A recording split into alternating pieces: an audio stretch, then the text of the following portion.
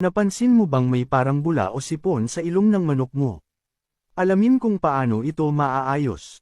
Maaaring dulot ito ng malamig na panahon, alikabok, o impeksyon sa respiratory system.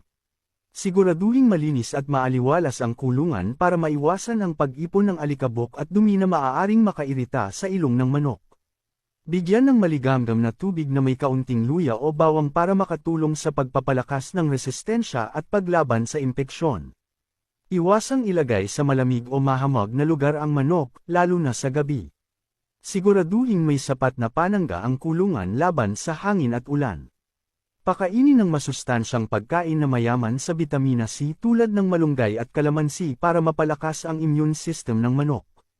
Kung patuloy pa rin ang pagbula o sipon sa ilong kahit na nabigyan na ng tamang pangangalaga, mainam na kumonsulte sa eksperto para sa tamang diagnosis at gamutan. Siguraduhing malinis, maaliwalas, at maayos ang kalagayan ng manok mo para maiwasan ang sipon at iba pang sakit. I-follow para sa iba pang tips sa pag-aalaga ng manok.